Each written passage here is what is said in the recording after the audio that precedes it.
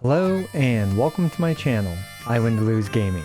If you were to tell me back in 2020 that Genshin Impact would have a cowgirl riding a golf cart sized revolver like a horse through the air, I would have eaten my hat. Yet that prophecy was fulfilled by none other than Chasca. In this video, we'll see how great of a shot a Constellation Zero Chasca is with multiple free-to-play friendly bows.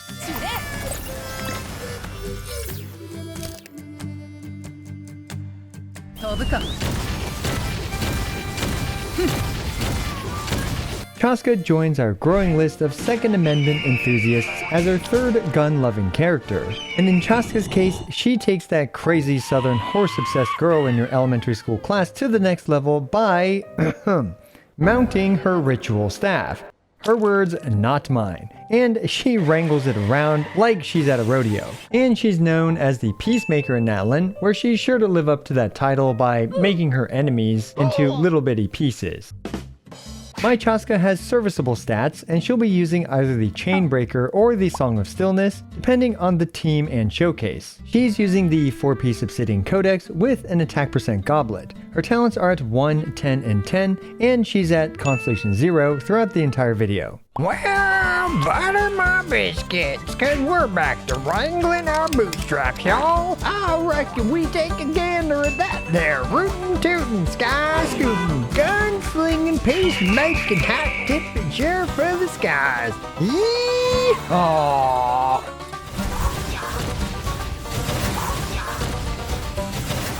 First things first, I know y'all want to see how fast she can ride her mount. Well, it's very impressive. Outside of Natlan, she's already as good, if not a bit better, than Wanderer's performance, and she's even able to adjust her height as she's moving forward. Now, in Natlan, she just feels like she's cheating. In fact, between her and Auroron, they can perpetually pirouette through the skies, tag teaming to stay aloft, fabulously flexing on Tevat's former flight franchises. Power creeping airlines aside, let's kick things off with Chasca's normal bow attacks. They're just as useless as expected, so let's ride on over to her elemental skill, Spirit Rain's Shadow Hunt.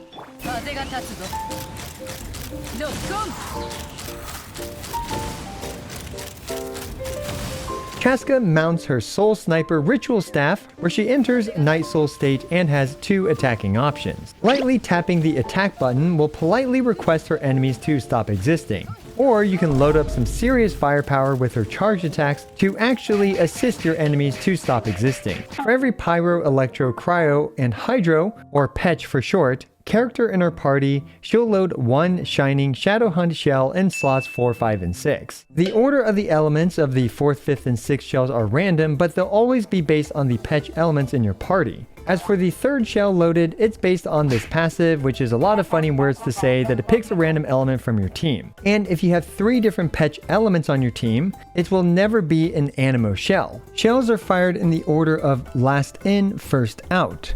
This passive also increases the amount of damage her Shining Petch shells do based on the number of Petch characters on your team, with 1, 2, and 3 Petch elements increasing Shining shell damage by 15, 35, and 65% respectively. Okay, so after extensive testing, this 15%, 35%, and 65% actually goes into the bonus damage multiplier, the same multiplier as in the Elemental Goblet, which is still quite good and still a very solid passive.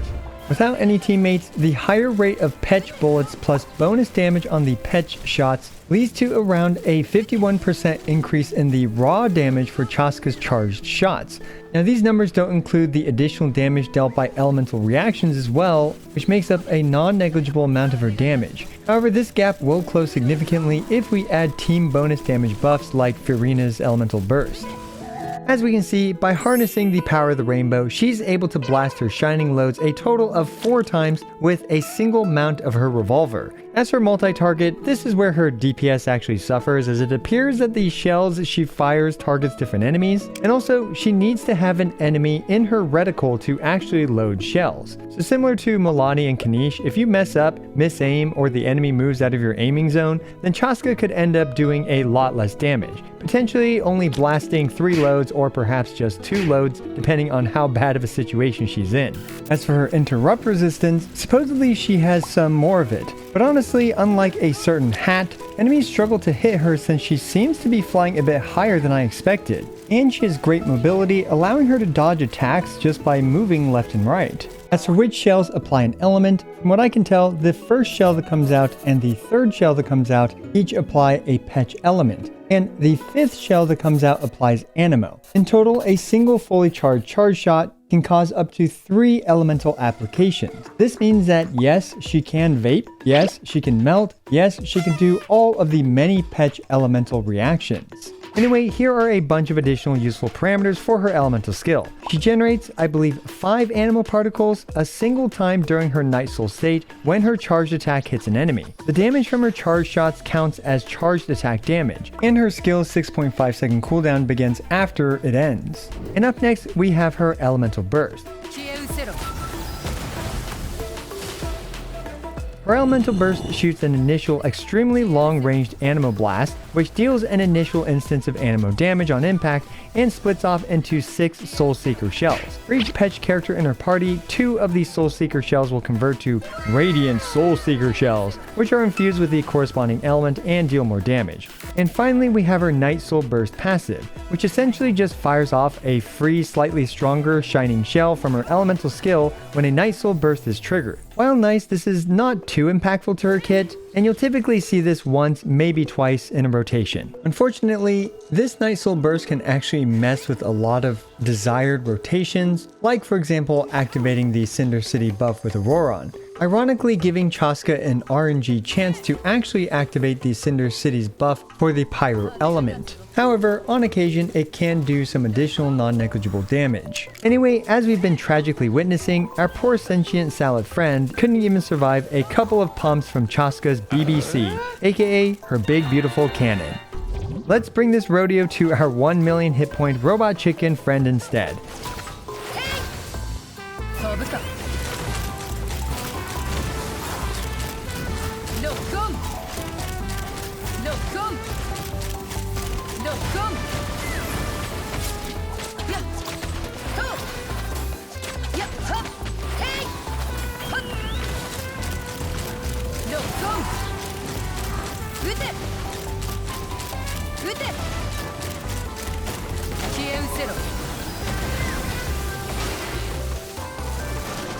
Now for this showcase, I decided to swap to the Hamayumi bow, which is another very free-to-play friendly bow that allows her to do significantly more charge attack damage with a bit more restrictions in terms of when she can use her burst. The Hamayumi actually barely allowed Chasca to 2-cycle our robot chicken friend, which is a pretty admirable performance, with Chasca dealing around 450-ish thousand damage over her infusion window. Overall, a very solid single target DPS performance.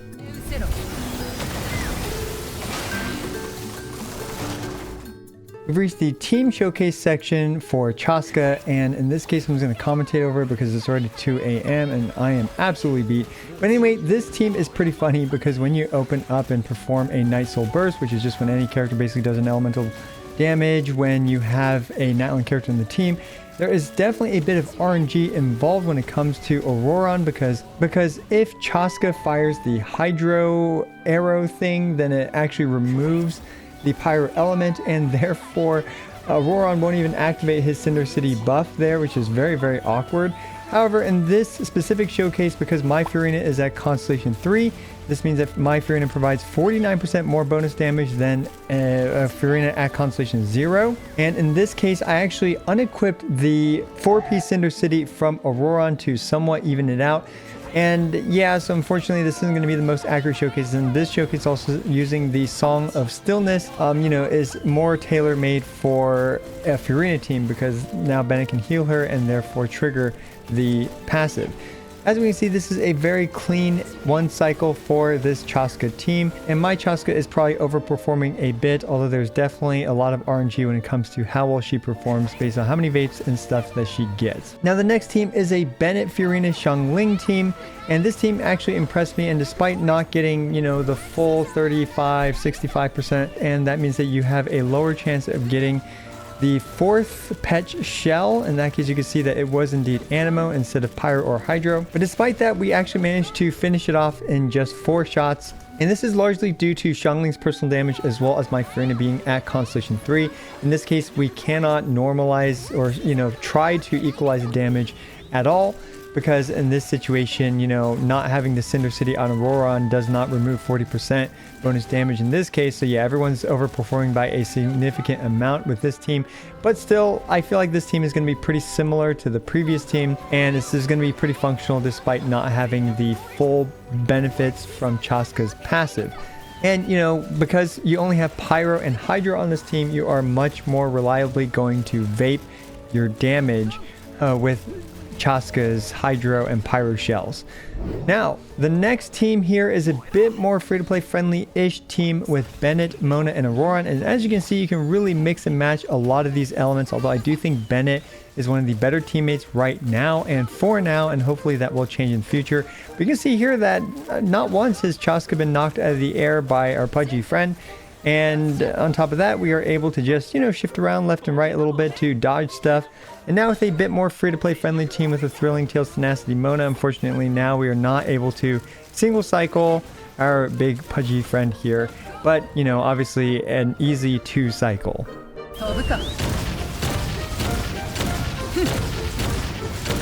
So I also took Chasca into Abyss 12, and this was literally just a single run. Usually I do these runs a couple, maybe 2 or 3 times. In this case, I did it literally just 1 time, so there is a lot more room for improvement in comparison to my usual videos. But again, it's 2 a.m. and I'm exhausted.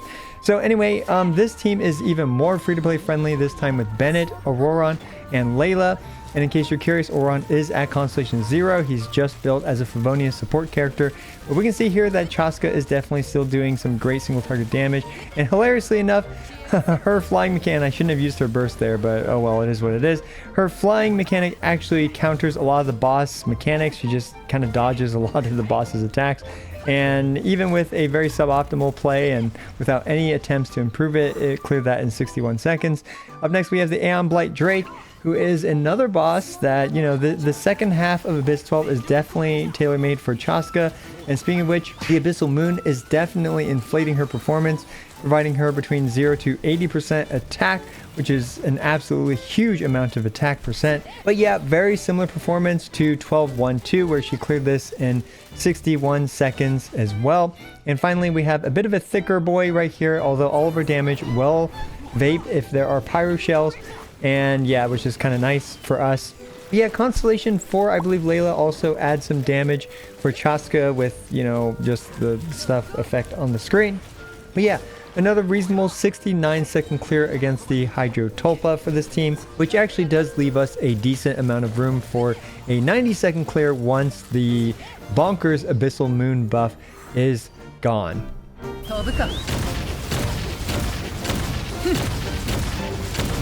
So yeah, what do I think about Chasca? Well, she outputs some pretty high raw damage multipliers. She is a pretty great character for the overworld, at least in Natlin. Outside Natlin, she definitely runs out of juice pretty quickly. And her flying mechanic, in my opinion, messes with enemy AI even more than I noticed with Wander. Maybe she's a little bit higher, and also she's much faster horizontally, which gives her a lot of ability to just maneuver around enemies and dodge them. Now, one thing I can see kind of being an issue is that she might be more difficult to use on mobile. However, I haven't tested that yet, but pretty much any charged attack character that needs to aim, and in Chasca's case, she doesn't have to aim too much. So if there is going to be an easier character to use on mobile that's a charged attack bow character, it is definitely going to be Chasca in comparison to other characters. Now, one thing that is worth mentioning is that it is punishing for her to dodge. So if there are enemies that can reliably hit her in the air and knock her out of the air, then if she dodges, she's definitely going to get less charge shots out, which is going to be very, very detrimental for her. However, against most enemies, as we can see, she's able to just strafe around them and avoid pretty much all damage. Now, Chasca also definitely has a bit of RNG gaming with the potential to vape a ton of her damage or vape very little amounts of her damage, as well as having some pretty awkward Auroron and Cinder City setups, because for Chasca, she needs to actually activate the Cinder City. Well, the character that's equipping the Cinder City has to activate it against 2 elements because she has Petch on her team. So yeah, which makes it a bit awkward. We'll see if in the future she gets some better Cinder City setups and teammates, but with Auroran there is definitely a bit of RNG gaming. Despite her super high raw damage numbers and her great single target DPS, unfortunately she has to rely on purely generalized supports like Bennett as well as Furina over specialized ones like Farazan who catapult anemo damage as an example.